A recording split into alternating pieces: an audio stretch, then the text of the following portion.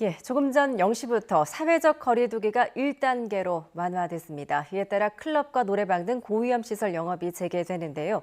마스크 착용과 인원 제한 등 방역 지침을 준수해야지만 2달 만에 문이 열리는 만큼 전보다는 활기를 띨 것으로 보입니다.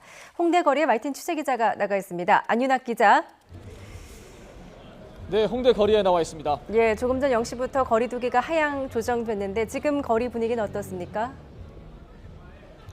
네, 늦은 밤이지만 이곳 홍대는 평소처럼 젊은이들의 발길이 끊이지 않습니다.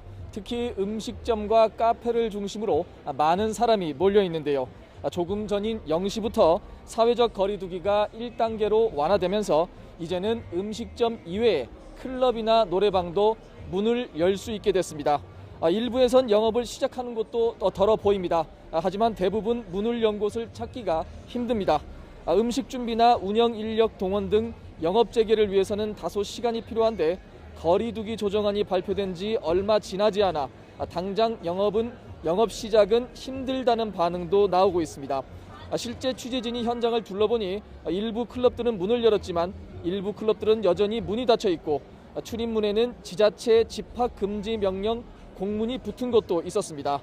다만 업주들은 거리 두기 완화에 환영의 뜻을 밝히며 정부 발표 직후 영업 재개 준비를 서두르는 등 전보다 활기를 띤 모습입니다. 오가는 시민들도 대체로 자영업자들의 고충에 공감하며 영업 재개를 반기는 분위기입니다.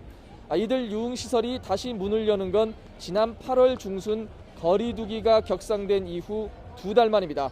앞서 정부는 어제 오후 사회적 거리 두기를 2단계에서 1단계로 하향 조정했습니다.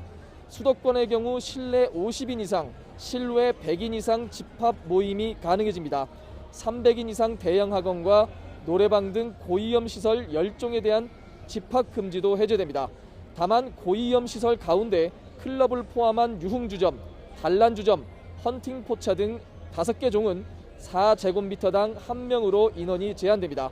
마스크 착용과 전자출입명부 작성 등 정부 방침은 물론 손 씻기 등 개인 방역 수칙도 철저히 지키는 게 중요해 보입니다. 지금까지 홍대 거리에서 YTN 안윤학입니다.